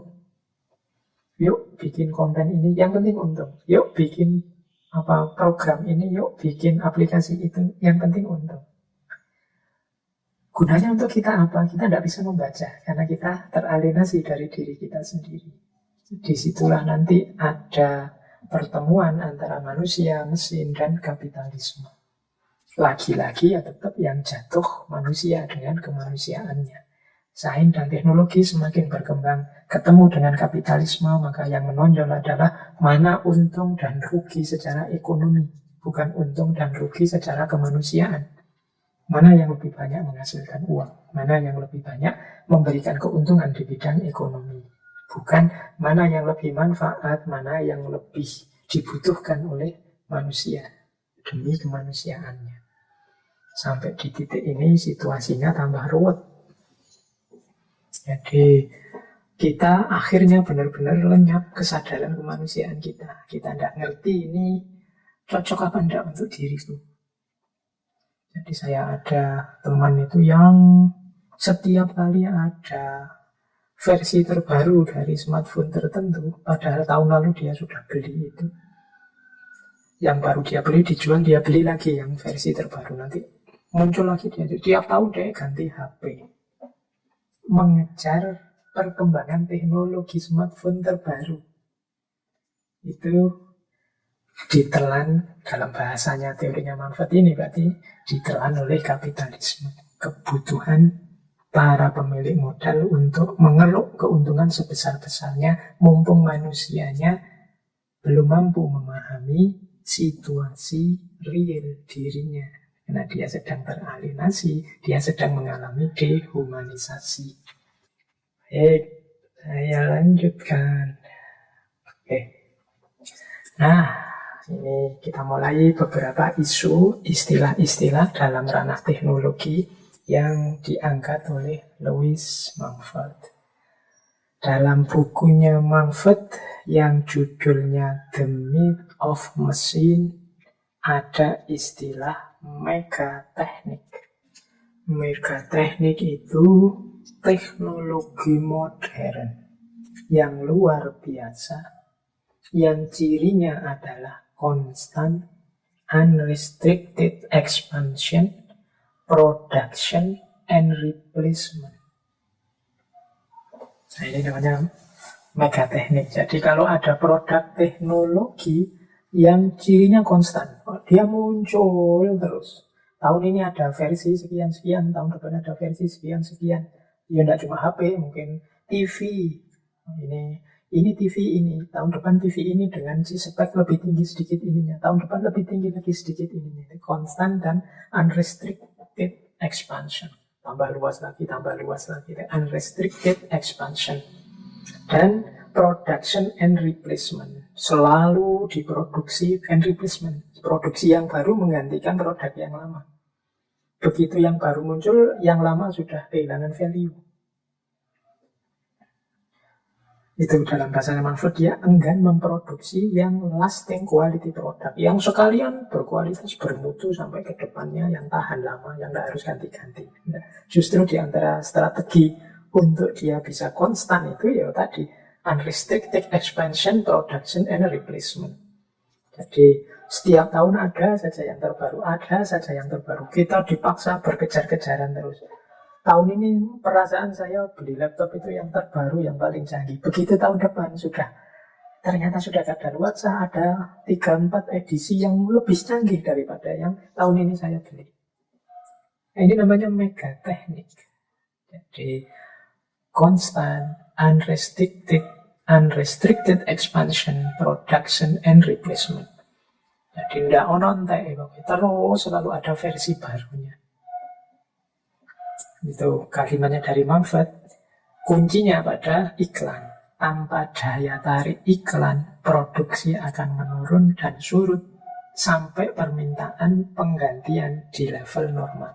Kuncinya mengapa kok orang mau saja gonta-ganti perangkat teknologi padahal yang dimiliki masih manfaat, masih berguna, padahal yang dibeli yang baru itu ya selisihnya tidak banyak, kacek sidik, tapi mau ganti terus. Kuncinya dari mana? Iklan. Dan strategi produksinya seperti apa? Jadi produk hanya akan membuat satu desain yang efisien, kemudian melakukan perubahan minimal tahun demi tahun. Nah, itu kayak model HP itu ya. HP kamera beli yang 8 MP. Tahun depan kita harus ganti lagi karena 8 MP sudah kadaluarsa. Ada yang 12 MP loh. Tahun depannya lagi. Ya sekarang ada yang 16 MP. Terus. Jadi hanya di tingkat level kamera itu saja kita tiap tahun akhirnya gonta-ganti HP. Nah, itu namanya megateknik. Ya kalau di Mumford belum ada zaman smartphone seperti ini. Beliau mencontohkan kulkas atau lemari es. Ya lemari es juga kan sampai hari ini. Itu kulkas kita itu kan ya sebenarnya sekali beli untuk sepanjang berapa puluh tahun sebenarnya ya tidak rusak kalau nggak nasibnya kita salah menggunakannya terus dia rusak. Fungsinya kan cuma untuk kita menyimpan makanan. Tapi coba perhatikan teknologi, perkembangan teknologinya lemari es itu, kulkas itu kan mau macam-macam. Tiap tahun ada versi barunya. Padahal fungsinya ya tetap sama, menyimpan makanan dengan suhu dingin. Ada yang inovasinya hanya pintunya. Jadi 1 pintu, terus inovasinya 2 pintu tahun depan, 4 pintu tahun depannya lagi 8 pintu. Jadi hanya di pintunya saja ada perubahan-perubahan yang minimal, tahun demi tahun perubahan itu saja. Dan konsumen mau production and replacement, ganti ini sudah ketinggalan zaman. Lemari es sejak tahun berapa sampai tahun berapa kok tidak ganti-ganti ya. Padahal fungsinya masih bagus, tapi kita tergoda oleh iklan.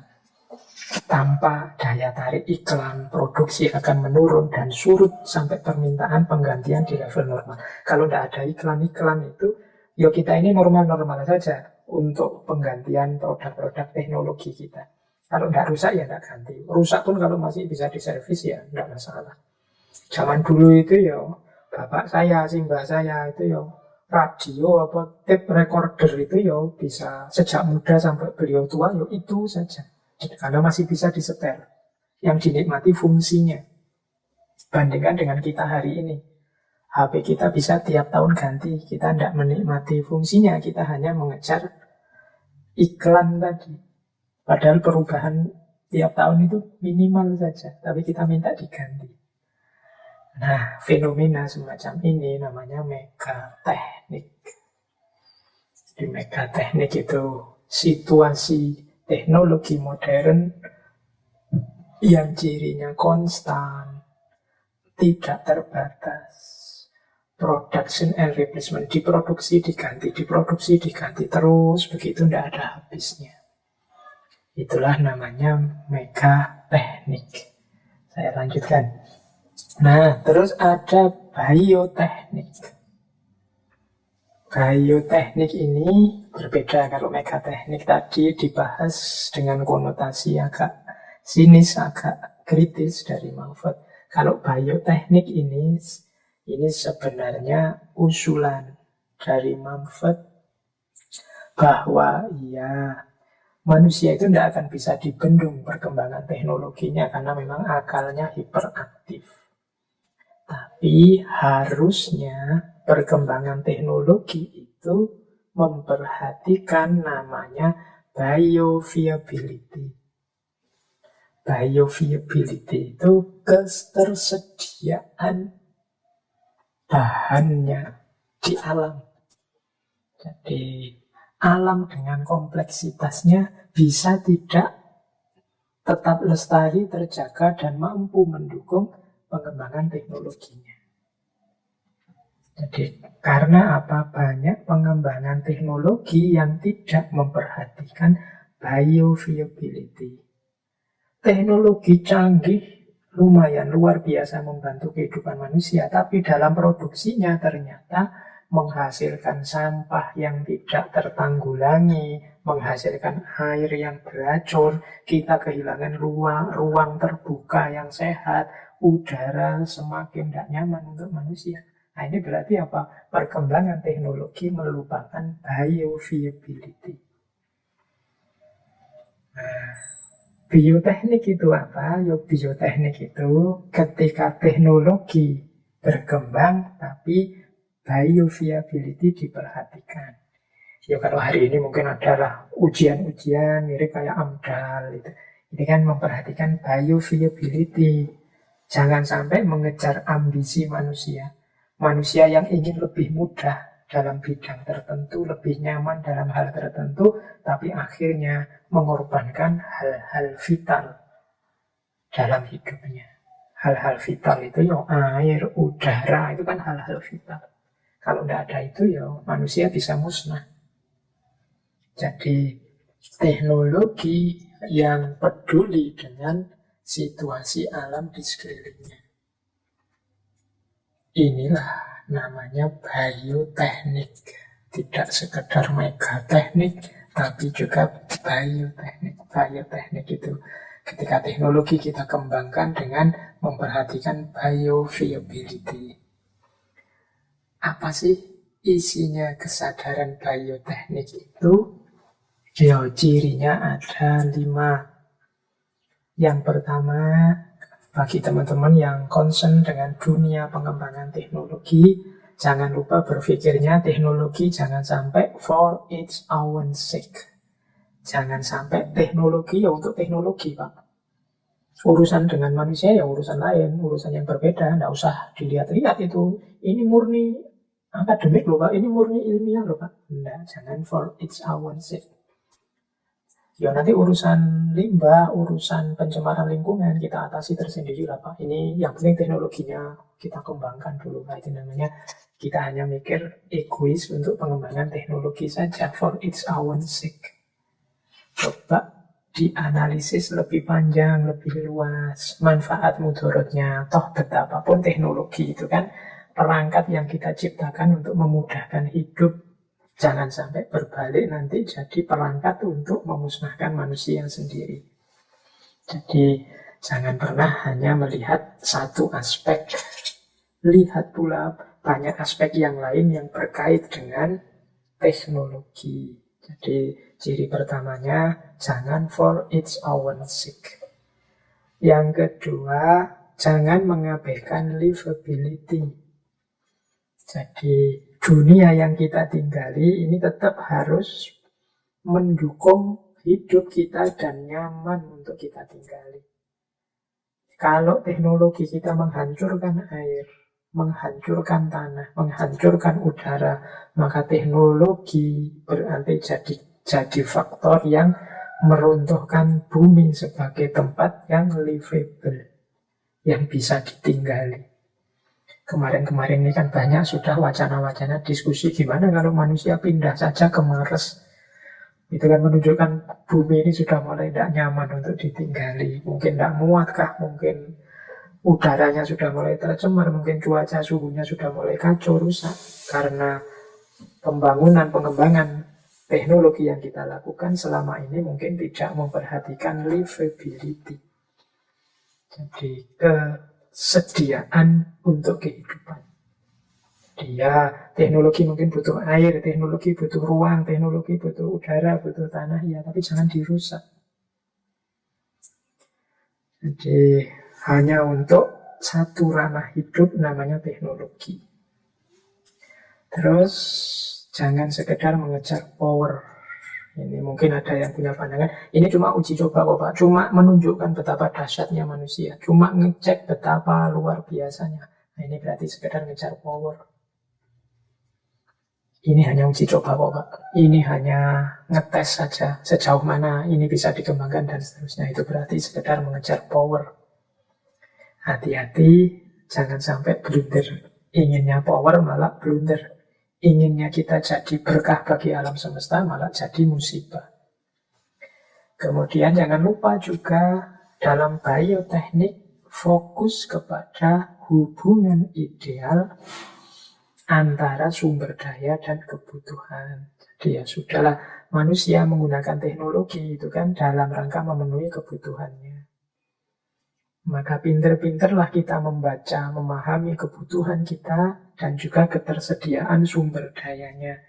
Yo kalau bisa tidak ada yang dikorbankan. Kebutuhannya terpenuhi tapi sumber dayanya tetap lestari, tidak hancur. Yang butuh tidak cuma kita loh. Anak cucu kita juga butuh sumber daya itu.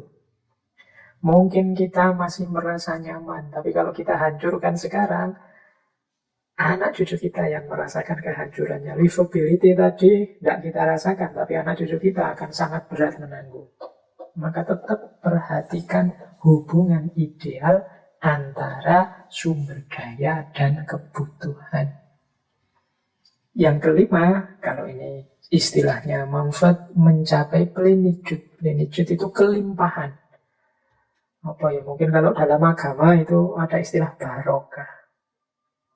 Jadi insya Allah, kalau pakai ini ceramah ya, kalau teknologi kita kembangkan sesuai dengan kebutuhan kita, tidak mengada-ada, tidak bikin-bikin, ya kita memang butuh itu, dan dengan bijaksana memanfaatkan sumber daya, teknologi itu akan barokah.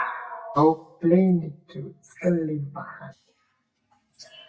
Oke, kita lanjutkan, ini waktunya mepet. Nah, akhirnya nanti Louis Mumford ini punya dua istilah yang populer. Ini tentang teknologi. Ini bisa dilihat di buku Technique and Civilization. Ada politeknik, ada monoteknik. Politeknik itu pengembangan teknologi atau mode teknologi yang dikembangkan tidak hanya melihat aspek teknologinya saja, tetapi juga melihat hal-hal lain di luar teknologi. Mungkin juga melihat budaya, melihat kondisi sosial, melihat etika masyarakat, dan lain sebagainya. Nah, ini namanya politeknik. Ada monoteknik lawannya. Monoteknik itu teknologi yang hanya mikir dirinya, mentang-mentang akalnya menjangkau, mentang-mentang mampu, Itu yang terus dikembangkan. Nggak lihat ini efeknya negatif loh untuk kemanusiaan. Nggak lihat ini merusak loh untuk lingkungan. Nggak melihat ini nggak sopan, ini nggak pantas. Kalau dari sudut pandang budaya kita. Tapi yang dilihat pokoknya ini perkembangan terbaru teknologi. Ini situasi kekinian. Kita tidak boleh kuper dan lain sebagainya. Hanya lihat aspek tekniknya saja, namanya monoteknik. Jadi ada politeknik, ada monoteknik. Poli kan artinya banyak, berarti pengembangan teknologi yang dilakukan dengan melihat banyak unsur, banyak variabel. Tidak hanya dari satu kacamata, teknik saja. Kalau monoteknik, kebalikannya. Pengembangan teknologi hanya melihat aspek teknologinya saja. Kalau di Lewis Mumford itu, mungkin karena memang zamannya belum serumit hari ini, menurut saya ya teori ini sangat relevan hari ini.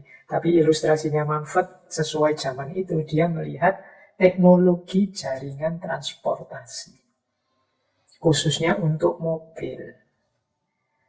Katanya Mumford, teknologi mobil ini, zaman itu ya, tidak tahu zaman sekarang, jangan-jangan tambah parah. Teknologi mobil ini dikembangkan tanpa peduli mode transportasi yang lain. Jadi, kan perkembangan mobil itu kan luar biasa. Edisi-edisi terbaru tiap tahun dari banyak pabrik, macam-macam jenis mobil memenuhi jalan. Setiap orang masing-masing ingin berlomba punya yang paling mutakhir. Bahkan ada yang sampai koleksi. Nah, pengembangan jaringan transportasi itu 90% katanya Mahfud dengan mikir fasilitas untuk mobil. Ketika orang bangun jalan, bangun jaringan, bangun jalan tol, macam-macam itu kan yang dipikir hanya memberi fasilitas kepada mobil. Sementara mode transportasi yang lain seperti pejalan kaki, sepeda, juga transportasi yang sifatnya publik tidak diperhatikan. Padahal katanya Mumford itu mobil itu lebih banyak mengkonsumsi jalan dibandingkan yang sepeda atau yang pejalan kaki atau yang transportasi publik. Dan ternyata dari segi keamanan dia yang paling membahayakan kalau dihitung jumlah kecelakaan di jalan. Nah ini maksudnya apa lo ya, kembangkan saja jaringan transportasi secanggih mungkin, tapi ya mikirnya jangan cuma untuk mobil saja. Dipikir juga untuk sepeda, dipikir juga untuk pejalan kaki, dipikir juga untuk orang yang ingin santai-santai menikmati suasana di luar dan macam-macam. Ini biar tidak mono. Nah, monoteknik hanya melihat kepentingan satu, kebutuhan teknik saja, kebutuhan mobil saja. Tapi yang poli, memperhatikan semua aspek, semua unsur. Makanya ada satu quote yang terkenal sekali dari Mumford ini, "Forget the damned motor and car and build cities for lovers and friends." Lupakan motor, mobil, dan bangunlah kota untuk para pecinta dan para sahabat. Jadi mbok yo bangun kota itu jangan hanya memperhatikan kepentingannya mobil, kepentingannya motor. Perhatikan juga kepentingan para pecinta. Perhatikan juga kepentingan para sahabat. Maksudnya, mbok lebih banyak ruang-ruang kemanusiaan yang kita buka daripada hanya kita perhatikan kepentingan jalan dan motor untuk pengembangan jalannya. Jadi lupakan motor, lupakan mobil, mari kita bangun cinta dan persahabatan, dan kita sediakan ruang-ruang yang bisa untuk memfasilitasi para pecinta dan para sahabat. Nah ini Lewis Mumford, silahkan teman-teman terjemahkan ini, tapi ini jangan dibikin nanti dibikin spanduk mau pasang di pinggir jalan, nanti kamu ditangkap polisi, apalagi di pinggir jalan tol. Forget the damned motor and car and build cities for lovers and friends. Lewis Mumford. Tapi ini dari awal abad 19. Apakah hari ini masih relevan? Kelihatannya ya. Baik, Kita lanjutkan, waktunya tambah mepet. Nah, tadi ada istilah bioteknik, kemudian politeknik, monoteknik, megateknik. Masih ada satu istilah lagi dari Mumford, yaitu mega mesin. Nah, mega mesin ini tidak semata-mata hubungannya dengan teknologi, ini berhubungan juga dengan manusia. Kalau megateknik kan berarti tadi teknologi besar. Kalau mega mesin ini mesin besar. Siapa mesin besar? Itu manusia. Mega mesin itu apa? Mega mesin itu satu organisasi sosial. Jadi satu struktur kehidupan bersama manusia. Yang di dalamnya manusianya saling berinteraksi, saling hidup secara sosial, persis seperti mesin. Jadi istilahnya organisasi sosial yang homogen, sepenuhnya dikontrol di organisasi. Jadi manusia-manusia di situ itu gerakannya itu begitu rapi, tertib, teratur, dan homogen. Persis kayak mesin. Ya kalau Mumford mencontohkan dua wilayah yang dimiliki oleh dua negara teknokratik nuklir, yaitu zaman itu ya masih ada Uni Soviet dan Amerika. Itu kan dua negara teknokrat, dia punya dua wilayah yang katanya Mumford ini jenis mega mesin, yaitu Pentagon dan Kremlin. Ini orang-orang di situ itu koyo mesin. Jadi yang dia lakukan di sana itu sudah bisa dibaca polanya, modelnya wis pokoknya no aturan. Boleh satu kehidupan bersama yang aturannya begitu ketat, detail, total. Itu namanya mega mesin. Ya contohnya lagi di Mumford itu ada misalnya para zaman dulu itu para tukang, para pekerja yang bangun piramid. Itu juga bagi dia mega mesin. Itu kan yang bangun manusia itu semuanya. Tapi manusia yang begitu seriusnya bangun dengan segala kedisiplinan kesetiaannya, itu bagi dia mega mesin. Manusianya jadi kayak mesin. Termasuk juga pasukan perang dunia. Entah dari negara mana, itu bagi Mumford ini kayak mega mesin. Sebanyak itu orang, itu kok ya manut saja diajak perang. Tertib sekali. Kalau sudah bela negara ini, ya pokoknya negara ini perang. Itu namanya mega mesin. Jadi mesin besar. Ya teman-teman boleh dianalisis mungkin untuk mengamati fenomena sosial tertentu yang ini loh orang sebanyak itu kok ya podo cara berpikirnya, cara bergeraknya, cara hidupnya. Manut saja diperintah ke utara, semua diperintah ke selatan, semua ini kayak mesin, mega mesin. Cirinya mega mesin apa? Yang pertama ya tentunya birokrasi yang luar biasa. Jadi ada aturan-aturan A sampai Z detail.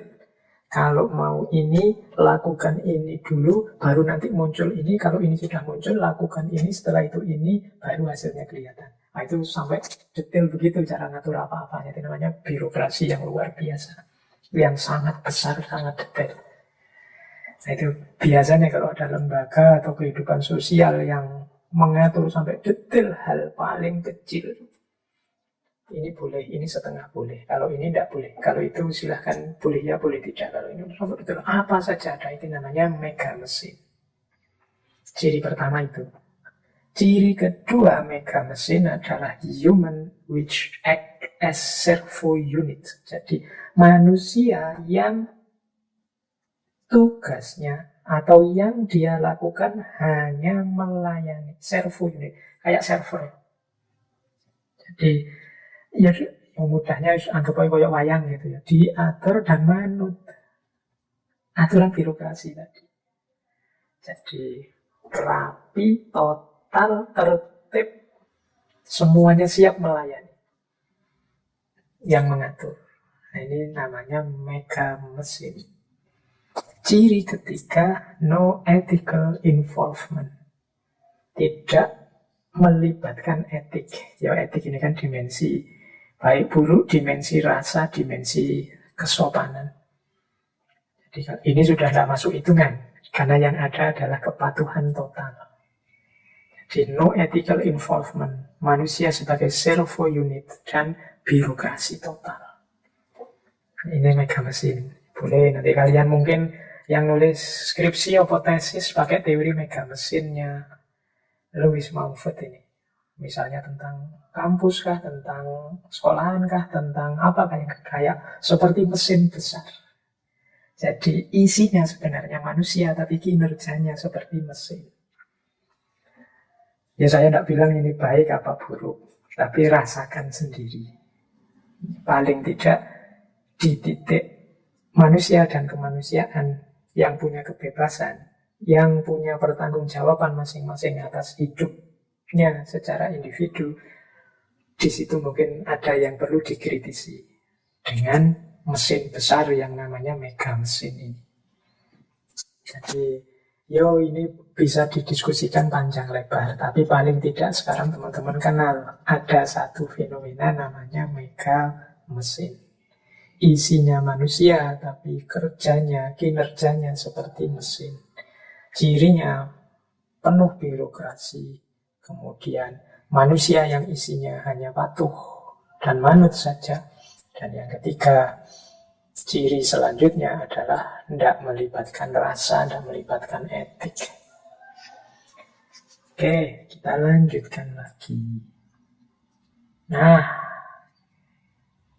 kita bahas sekarang wadahnya teknologi. Mumford ini banyak membahas tentang kota. Saya ambilkan satu saja konsep beliau tentang kota, perkembangan kota. Yang ini nanti berhubungan dengan mega mesin, berhubungan dengan perkembangan teknologi.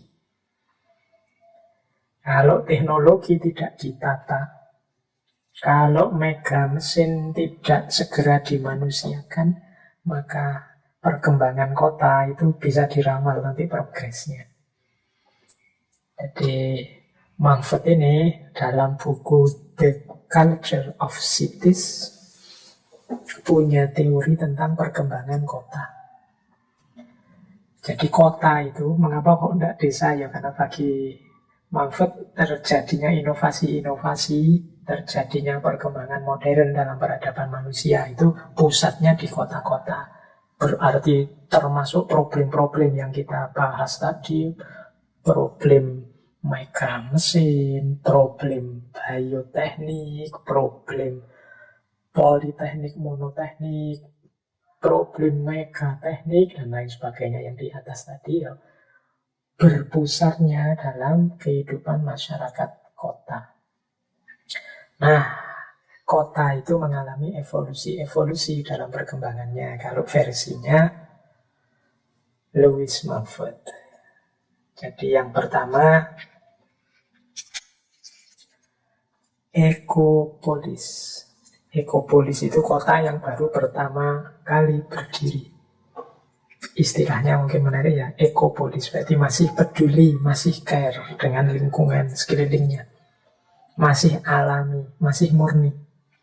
Namanya ekopolis. Kemudian kota ini berkembang jadi polis. Nah ini sudah jadi, sudah mantap, bisa disebut kota. Ya, nanti ada banyak ciri-cirinya. Makanya kalau teman-teman belajar tentang pikiran-pikirannya Aristoteles, politik, itu kan istilah politik itu dari kata-kata polis ini. Jadi polis itu artinya kota. Jadi diawali dari ekopolis, kemudian berkembang jadi polis. Setelah itu baru metropolis. Metro itu artinya besar atau induk. Jadi dia berkembang jadi kota besar. Ya ini teman-teman yang tertarik silahkan dibaca sendiri The Culture of Cities. Ya secara umum kita kan sudah bisa menangkap kota besar itu kita sering menyebut metropolitan. Jakarta kah, Surabaya kah, ini levelnya metropolis. Beda mungkin dengan kota tertentu yang makomnya belum metro, ya masih kota biasa saja. Atau yang sedang beranjak menuju kota, mungkin desanya teman-teman tertentu itu mulai ramai sekarang. Mulai banyak orang jualan, ketika jalan besar dibikin, mulai ada keramaian-keramaian tertentu, itu ekopolis. Baru mulai berdiri. Kalau sudah jadi kota beneran namanya polis. Tambah besar, akhirnya jadi kota besar. Namanya metropolis. Nah, ada lagi nanti tambah semakin besar, tapi semakin menjulang, yaitu megalopolis. Megalopolis ini jangan salah, jangan berarti semakin sukses Pak, semakin jaya, enggak. Ya benar, dia semakin berkembang, semakin besar, tapi tambah ruwet, tambah semerawut. Ya kan, volume besar yang diurus tambah banyak, itu ya kan, tambah enggak karu-karuan, tambah susah diatur. Megalopolis. Ini kota yang tadinya metropolitan tapi ada pelan-pelan tanda ciri dia mulai mau runtuh ini, mulai kacau ini. Mulai tidak bisa diatur, mulai tidak bisa ditata. Perkembangannya sudah tidak terkontrol lagi. Itu mulai di megalopolis. Nah, nanti ada fase lagi namanya tiranopolis. Bukan Tyrannosaurus ini. Tiranopolis dari kata-kata tiran.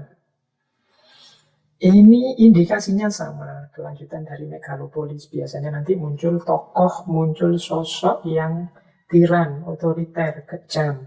Dia menguasai kota, tapi tujuannya adalah mencari keuntungan dengan berkoalisi dengan perusahaan-perusahaan besar. Ini tiranopolis. Dia mencari keuntungan sebesar-besarnya dengan bergandengan dengan perusahaan-perusahaan raksasa. Ini fase tiranopolis. Jadi akhirnya mungkin di situ banyak perusahaan, biotekniknya tidak terlalu diperhatikan. Ya benar, dia merekrut banyak sekali tenaga kerja manusia, tapi akhirnya manusia sebanyak itu jadinya hanya megateknik, kehilangan kemanusiaannya. Dan yang lain tidak bisa apa-apa, tidak berani apa-apa karena penguasanya kejam, penguasanya tidak bisa dikritik. Nah, itu makanya namanya tiranopolis. Megalopolis, dia sudah mulai ada tanda-tanda keruntuhan, ketemu tiranopolis. Pada akhirnya jatuhnya pada nekropolis. Nekro itu mayat. Berarti runtuhlah nanti kota itu. Runtuh itu jangan diartikan kotanya berarti hilang Pak, bubar Pak. Surabaya bubar, Jakarta bubar, enggak. Bukan kok terus kotanya hilang, tapi runtuh itu berarti karakter maju, karakter beradabnya kota hilang.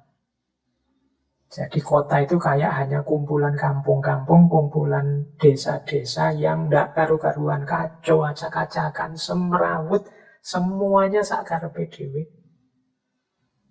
Tidak menunjukkan di situ adalah tempatnya manusia yang beradab. Maju mungkin iya, banyak perangkat teknologi teknik berseliweran di situ, tapi bau manusianya hilang. Kelihatan kalau tidak tertata, semrawut, horor, tidak menarik. Nah, itu berarti kotanya sudah mati. Nekropolis.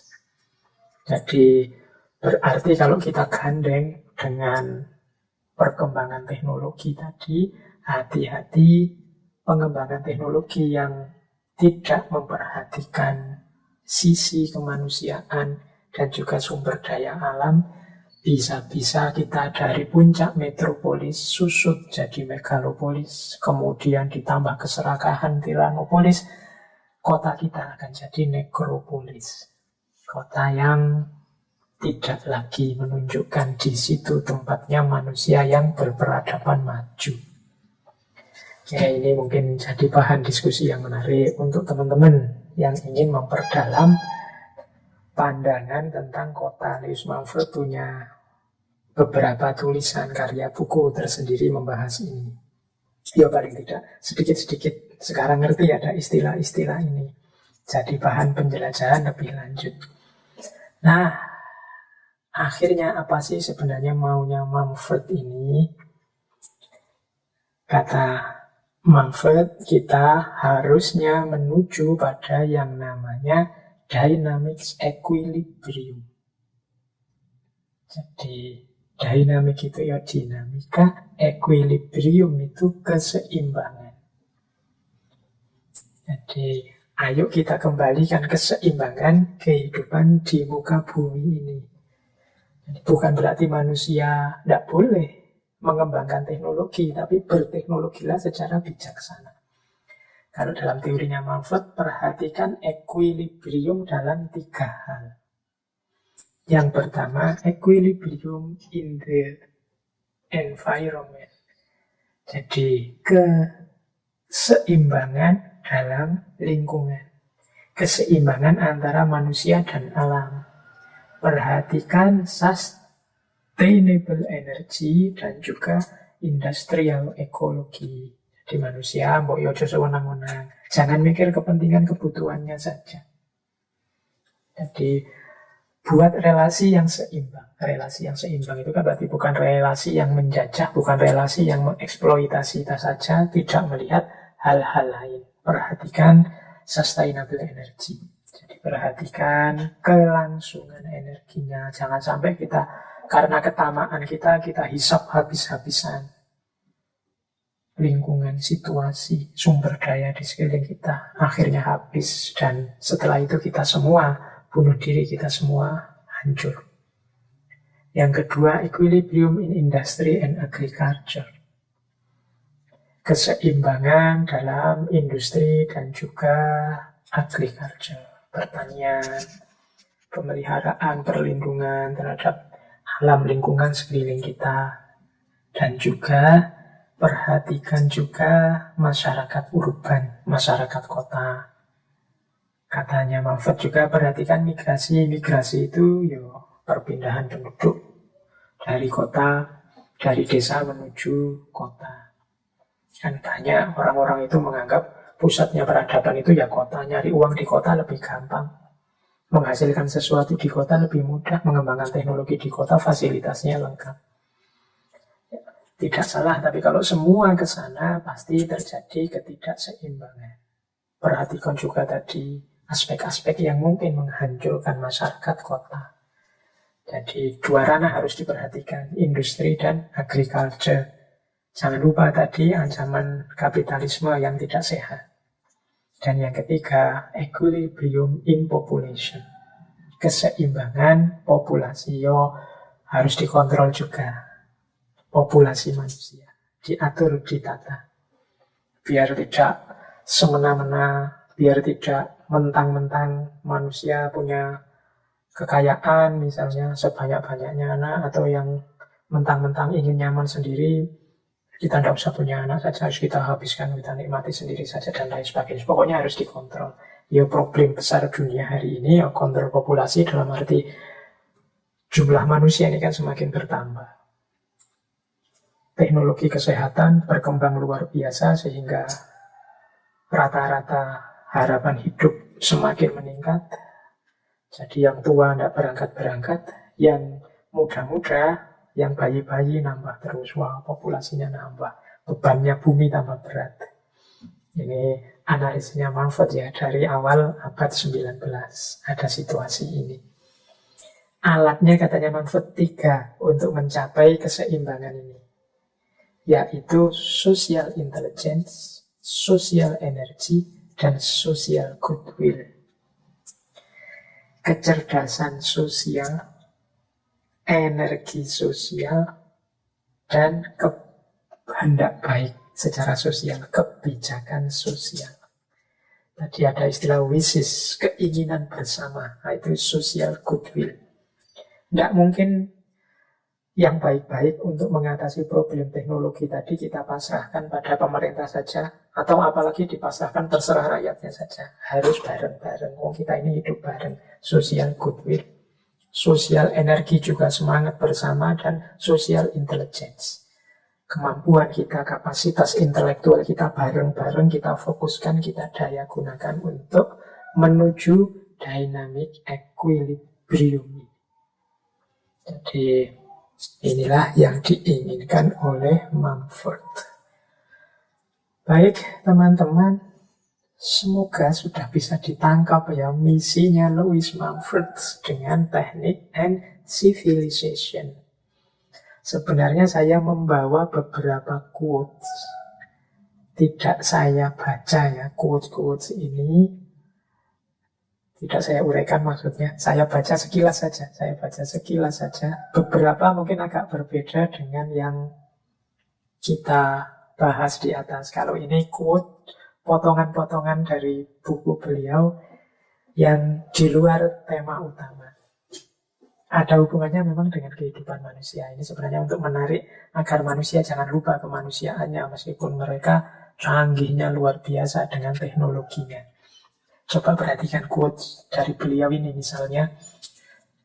Satu hari tanpa melihat atau mendengar sesuatu yang indah, merenung tentang sesuatu misteri, atau mencari kebenaran adalah hari yang menyedihkan. Dan terus-menerus mengalami hari seperti itu akan fatal bagi kehidupan manusia. Jadi yang sedang berambisi untuk membangun dunianya dengan segala sains dan teknologi, oke lah. Tapi jangan lupa hidup ini indah. Hidup ini menarik, menantang. Satu hari tanpa melihat atau mendengar yang indah. Satu hari yang kita tidak merenung tentang satu pun misteri atau tidak mencari kebenaran apapun adalah hari yang menyedihkan.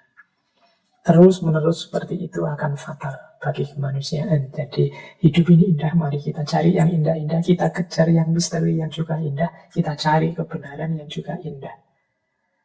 Jangan ada satu hari pun yang kita isinya hanya mengeluh saja, hanya sedih saja, hanya susah saja. Hanya ambisi saja yang sifatnya kelas. Ini salah satu quotes dari Mumford. Beliau juga punya quotes begini. Adanya oposisi atau penentang akan sangat membantu manusia. Karena layang-layang terbang dengan cara menentang, bukan dengan cara mengikuti angin. Nah, ini untuk teman-teman ya yang biasanya alergi dengan kritik, mbok ya ndak usah takut. Ada orang yang mengkritik kita, menentang pendapat kita, itu justru akan membuat kita bisa melambung dan melayang. Seperti layang-layang, dia terbang dengan cara menentang angin, bukan dengan cara mengikuti angin. Jadi semakin dikritik orang, berarti disitulah kesempatan kita untuk semakin baik, semakin memperbaiki diri. Alamat kita akan semakin tinggi. Maka jangan alergi dengan kritik, jangan alergi dengan oposisi. Dan masih ada lagi ini, hari ini degradasi kehidupan batin ditandai dengan fakta bahwa satu-satunya tempat yang sakral dan tidak terganggu adalah toilet pribadi.